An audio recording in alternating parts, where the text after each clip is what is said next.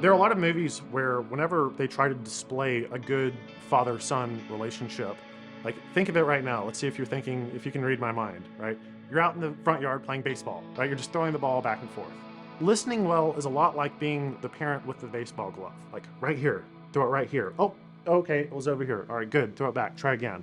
Come on, right here. You keep it up, right? That's kind of the picture of listening well to somebody. I'm going to do the best I can to maybe provide a little bit of feedback through some good questions, anything that just elicits more of throw the ball again, and just having that open glove of invitation and being willing to move here, to move there, and provide feedback to the one throwing. Listening is a skill that can be really easy to take for granted. So what are a couple of things that you can do? Well, one thing is that we remove distractions when we're talking to somebody else. Giving someone your undivided attention is kind of a rare commodity these days. It's probably hard to underestimate how many people are just absolutely starved to just be heard in a deep and genuine way. Because the substitutes that we have of social media, they're contact devices, but they're not really connection devices, right?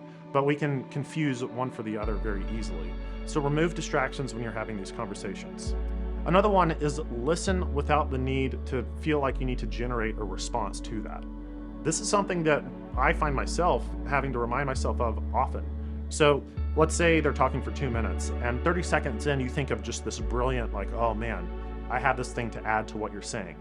And part of us, if we're not taking a humble stance and being a little bit aware of how we're interacting, is just like suddenly the brilliant thing that we have in our mind, that's now the main thing in this conversation.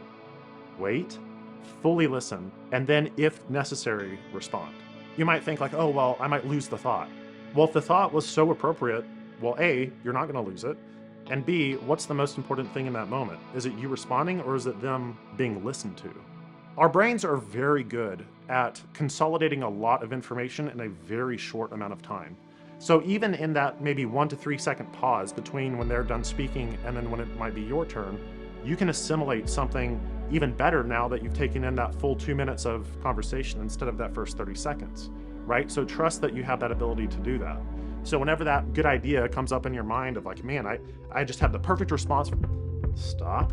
Your job is to listen right now. Fighting that sort of ego need of needing to respond is a little unnatural because we feel like we need to be heard. But when you're practicing attunement, the main thing is really listening to them without feeling like you have to give a response. And on that same note, you're allowed to give pauses in the conversation. You know, a lot of times we're uncomfortable with pauses, right? We think that if we don't fill it with some type of filler of them, those types of words, then there's something wrong. We get uncomfortable with even just a few seconds of silence. But in some cultures, I believe it's the Japanese culture, sociologists have done some research on like the number of seconds between pauses of, say, a conversation between two business people. They find that their pauses are quite a lot longer than we're used to in the West. So all of that to say is that don't be afraid of some amount of open space within a conversation. It can actually, by you listening and simply kind of nodding and using your body language to ask some more information non-verbally, that in itself can elicit more of a response and actually provides more space for them to kind of step into and say whatever else it is that they need to say. Another component is what we'll call confidence. Not so much confidence in like, oh yes, I can do this. Confidence in the sense of, I know that the thing that I'm going to say is not going to be spread and told to other people. So for the most part, the conversation that you have with them, unless you have some other agreed upon way of doing this, is kept between you two. If I don't have trust to put confidence into whoever it is I'm speaking to, I'm not going to say as much. This should be fairly obvious that we shouldn't go off and gossip about what this or that person is saying, but there is a tendency to want to take something that might be salacious or juicy and go and like immediately tell somebody else. That is not the mark of this quality relationship that is well attuned with somebody else. We keep confidence and trust in what it is they're saying and almost view that interaction as something sacred. It's a place where someone is allowed to be vulnerable because we're only keeping it here.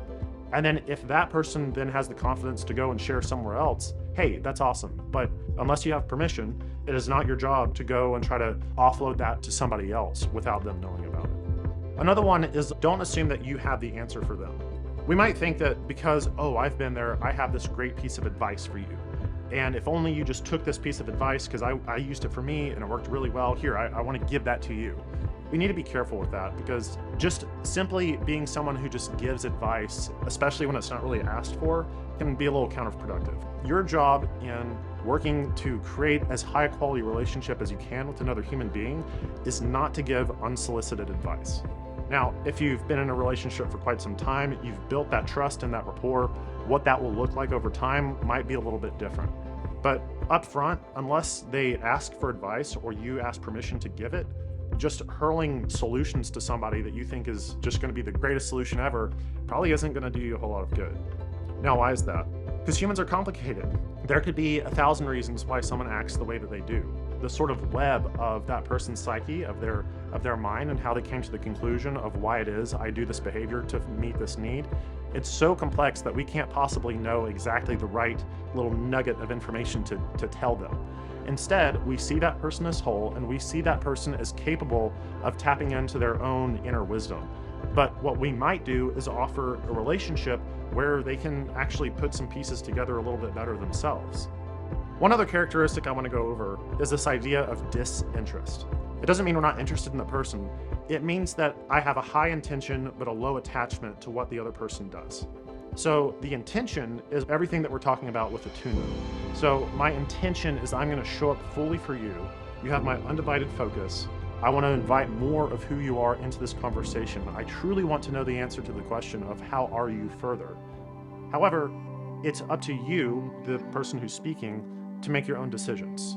I don't direct what you should do next. There might be a circumstance where they might ask something like that, but it's never the listener's job to say, hey, you should do this, or to have some type of stake in their decision. Now, of course, this is much easier said than done when we have family members who, for example, are in the throes of some type of an addiction. And we want to kind of step in and just make it stop. But the problem with that is that it's actually not loving, because love allows the other person to choose freely. You show up for them being the type of person who can invite the best of them forward, but they're the ones who accept or reject that invitation. This is why organizations like Al-Anon exist. For anyone who's ever been there, you know exactly what I'm talking about, right? For those who might not be as familiar, Al-Anon is kind of like AA, but it's for family members of those who might need AA. So in other words, the addiction isn't alcohol, it's the need to control. So this idea of disinterest is letting go my need to control. We open our hands to invite a good relationship in. We don't clutch it. Love allows the other person to freely choose, which gives us a bit of a conundrum, because when we do that, they could choose something really bad. They could choose to reject us. They could choose to forget that we even showed up and existed for them, or the opposite, right? It also gives them the choice to stay and to continue to share more of themselves. And then, by the way, that opens it up for you too. So something to keep in mind when it comes to our tendencies to try to want to control, like, man, if I could just hold you on your shoulders and move you this way and get you across the line in that direction, then we'd be good. But it always has to go back to their decision, right? They're an expert in their own experience. And that can be one of the more difficult aspects of giving help when it feels like it's not being received. But this is the best chance that we have to invite the best of themselves forward.